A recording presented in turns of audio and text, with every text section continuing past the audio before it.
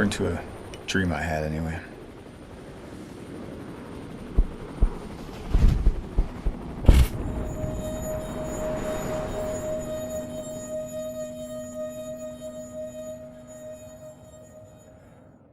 So, this dream took place at night. So things are getting a little darker. If you know what I mean. So yeah. So I was out at night looking up at the sky. And it was almost like an expectation. I thought something was going to happen in the sky at night. And it was almost like a natural event was to soon occur, whether it's like a storm for some reason sticks in my mind, or some kind of astronomical event. But in any case, I had a camera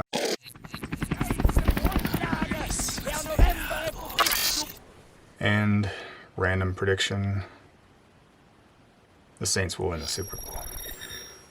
So anyway, so yeah, it was a dark night, and I just got back from running across the yard. It's a big yard.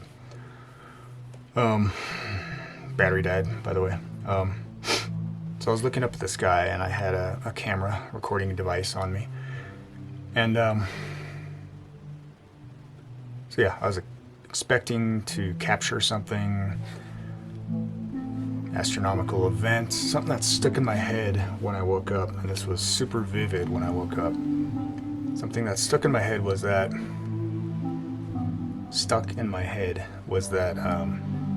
three major events happened in the sky, and I think I tried to, or I captured all of them. The strange part is I only remember two. So yeah, that's how bad this is a problem. If I'm going to try to convey some kind of deep message through dreams, I got to start working on my, it's called when you recollect something, recall, yeah. Anyway, so yeah, I only remember two, and I'll explain how they transpired. So while I was looking up at the sky, at that point I don't recall anybody around me, but there could have been like a group of other people. All of a sudden I see a pretty large black plane flying across the sky, and at the time when I first spotted it, I thought, man, that looks like one of those big military planes, like the Blackbirds, I think they're called. Those things are cool looking.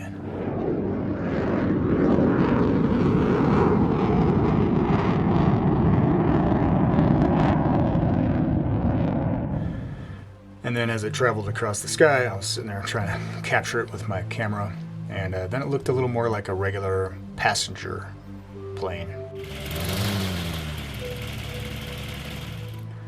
I don't know, so whatever. Make of that what you will. So I finished capturing all that, but while I was tracking it through my camera, through the sky, out of the corner of my eye, I saw something in the sky, and it was pretty large. It was about, man, what is that, like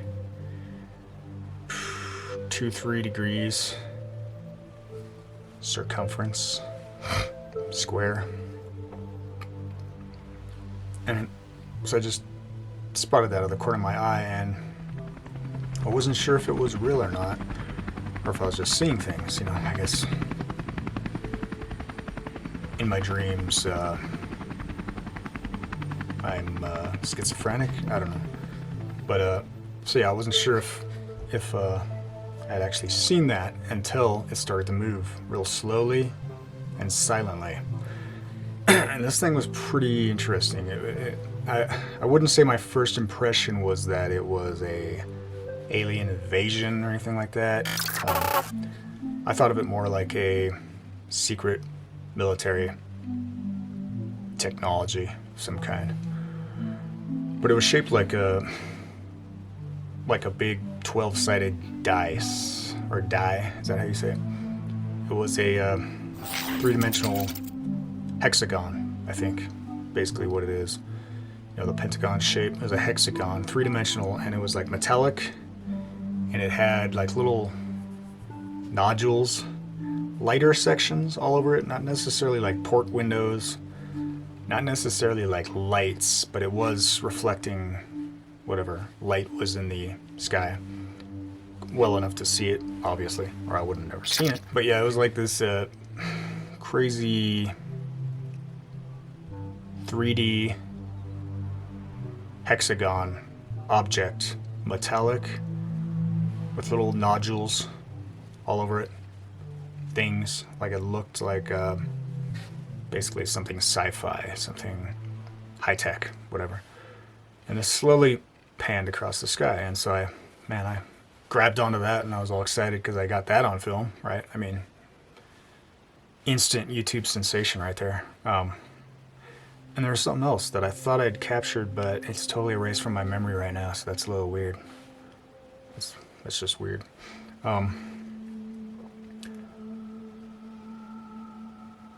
And so, yeah, so after that happened, then all of a sudden I had people around me, and I think a couple of them I knew in real life, even though I can't pin them down right now. People that I know in real life, and they were all curious because they had missed the show, I guess, and they wanted to see what was on my camera, what I had just captured. The weird thing was, all I had in my hand was just a lens. So I couldn't show them at the time because all I had was just a lens in my hand. Like, I'll have to show you later, whatever. But this was so vivid, this was so vivid that when I woke up in the morning, which was not early, it was late morning. I won't tell you what time frame exactly because then I'm going to make myself look bad. But this was late morning, and it was so vivid in my mind still that I was all excited to, like, I gotta get on my computer and upload this stuff because this is gonna be amazing. And then the reality sets in, and I'm all depressed. I'm like, oh man, that's not really on my camera, is it? It's just in my head. Doesn't that suck? That does suck. And that was it. So whoever was there wanted to see it, but I couldn't show it to them. And that was it. I have no idea what that is all about. To me, it makes me think of like this Borg mothership or something.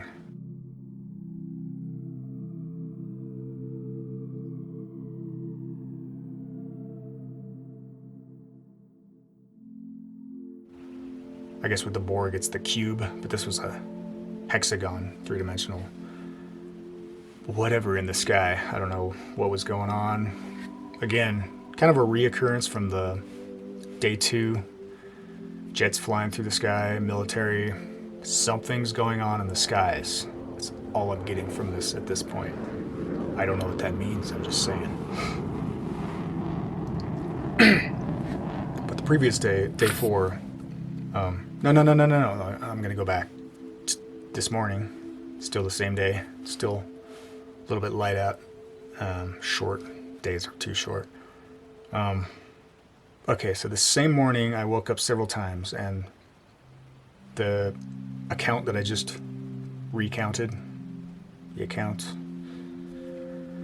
whatever I meant by that, the story I just told you, the dream I just recollected, was the last time that I woke up, and that was later on in the morning. Earlier on in the morning I woke up and I had this impression and I wrote it down.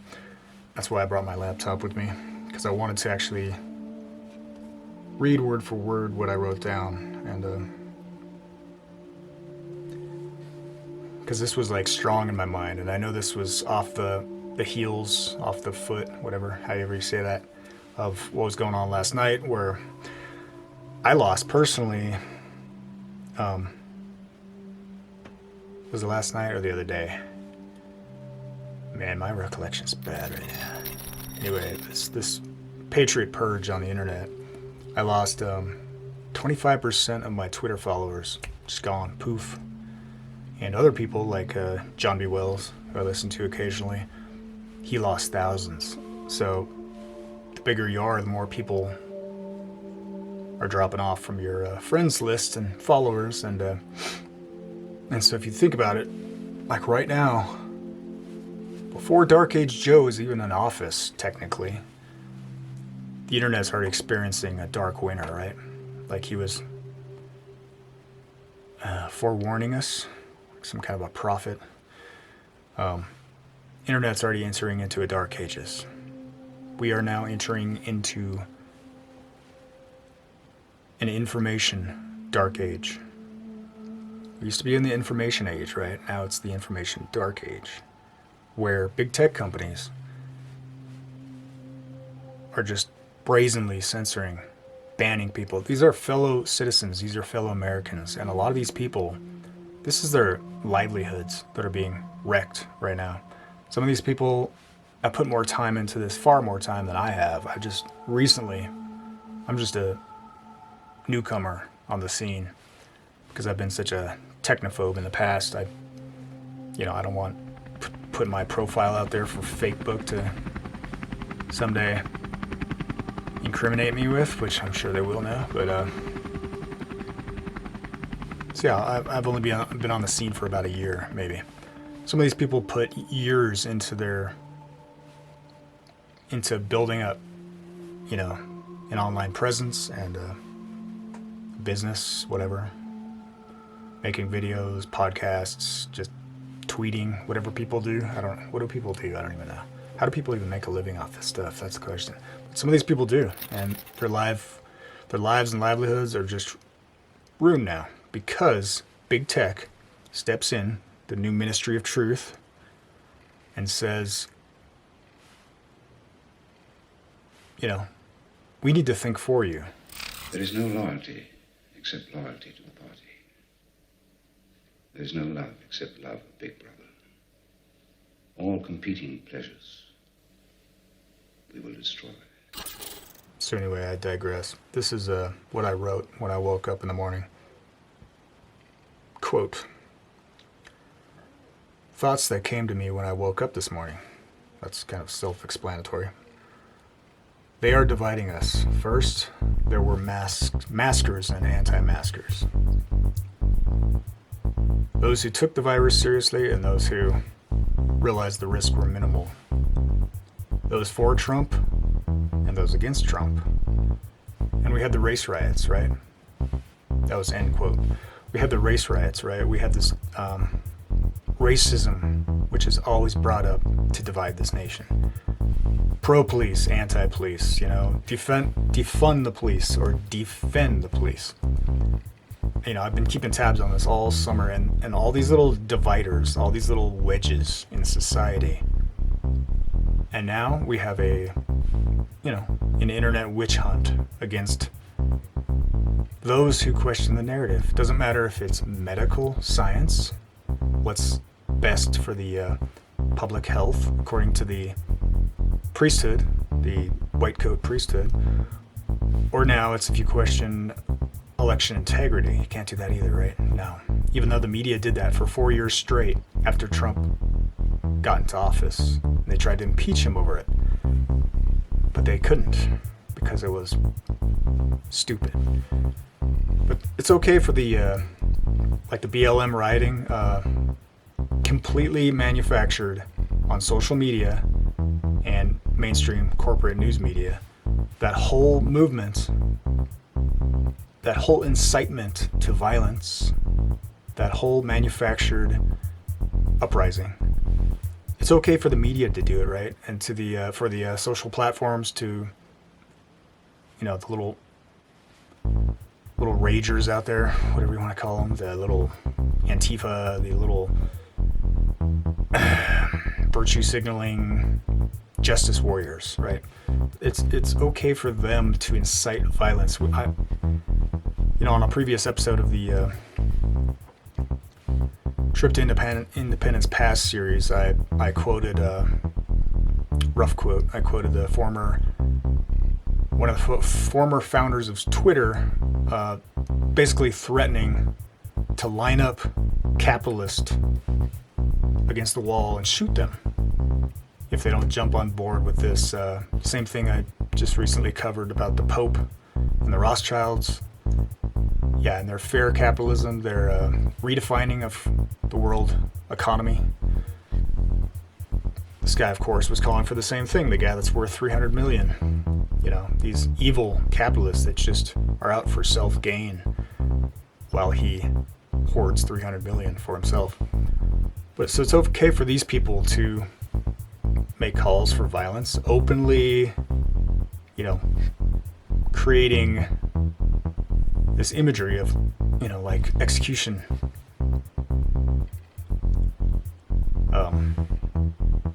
You know, lining people up to be executed. It's okay for them to incite violence all day long if it's for the right cause, right? That's what's key. It's got to be for the right cause. Social justice. You don't want to go after the little swamp critters, right? Like other thing I brought up on fakebook was if I am to get this right, Capitol Hill police good, the police defending all the rest of us bad, because the elites in Washington, you know, they need security. They need some pretty good security, and that is a strike on a temple of democracy, Pelosi says. So that makes them the priesthood in their delusional minds. So they're very important. You got to keep them safe. But the rest of us in our little inner cities and, you know, places where the police are always being called on because they can't govern themselves because they're so out of control that they're killing each other. You know, family members killing family members. Those places don't need police. Right. So this division has been sowed for, you know, I'm not talking like this is just new, right? And the New World Order isn't brand new either, I realize that. But this final push is incredible. It's so that, you know, this method of blaming your opponents while you get away with something, like calling Trump and his followers a coup. That's not a coup. Okay, a coup is to remove a leader in power. And a coup is more than just, you know, a couple wingbats dressed in animal skins and bow staffs running into the Capitol. Okay, that is not even organized remotely well enough to accomplish anything. I mean, like what, even some of I'm sure there were a couple actual Trump supporters that joined in, and they probably got wrapped up because it's a group thing. You know, that's why personally I wouldn't even attend that rally, because, you know, I know group dynamics and these police that were just allowing in this small group of people into the Capitol and waving them in, opening the doors for them. They knew what they were doing to manipulate that group dynamic, and people get caught up in emotion and the moment, and yeah, people were trying to take selfies, climbing the walls. Who knows what was actually going on? I'm sure there were some actors there, crisis actors, whatever. That's just a speculation. Don't ban me. Don't be banning me now. I'm on probation. But yeah, you get wrapped up. You know, you think it's a worthy cause and whatever. But none of those people were doing anything remotely even violent. They weren't even like destroying the interior, right? There's no pictures of the inside of the Capitol building destroyed. There's no fires that were lit. Okay, there was a couple morons that were probably actors or something that were breaking windows for the optics, breaking the windows on the outside of the building. As far as it went. That was the violence that we're all supposed to be in shock over, that those windows that were broken. Like, that didn't happen all summer long, right? To a far higher degree. And literal communities terrorized. Like, some of these big cities completely shut down, quarantined, right? The Chaz, autonomous zone. People literally walking around with guns. ARs. Whatever happened to that guy? The rapper dude. Yeah, he's fine, right? Yeah, he's all good. He got a lot of publicity out of that too, didn't he? He's a superstar now. These are our heroes, right? This is the right side of history, if you like quote the Obama and countless others right now, I'm sure. So they want to redefine. I just recently read an article about this, continuing on this division topic. I just read an article. I think it was like on ABC or some main enemy headline, and it was literally entitled "Two Americas." Right, there are two Americas right now, and as I called it, a few weeks ago, they're trying to redefine our country, what it means to be America. I mean, we have Dark Age Joe up there, and he's all about, this is not America, this is not right. And he's pissed because he's like, slang. Did you see that speech, that last speech? Man, Joe's getting pissed. So yeah, I'm sure he's going to be first thing in office. He's going to be signing away, give me some papers. Where's my pen? Where's my pen? They might have to have like somebody standing behind him, like slide their hand into his sleeve. And kind of, if I could find a pen, I could demonstrate. Just sign on the dotted line, Joe. Probably like somebody holding a stick behind his back to prop him up. Because he's a puppet, and he's just there to act like the responsible daddy authority figure. He's for the small guy, right? And he really cares about America too, right? Yeah. Yeah. So he's gonna ram as much through as he can in 4 years, because that's all he's got, and he doesn't have to worry about re-election. That's what's kind of scary. Dark Age Joe. Okay, just picture everything he does through a dark aged lens, and it'll make sense. If you know anything about the Dark Ages, and that's what I hope to do in a later video. I'd like to educate myself and others more about what it was like in the Dark Ages and what we could look forward to. If this new world order stays course.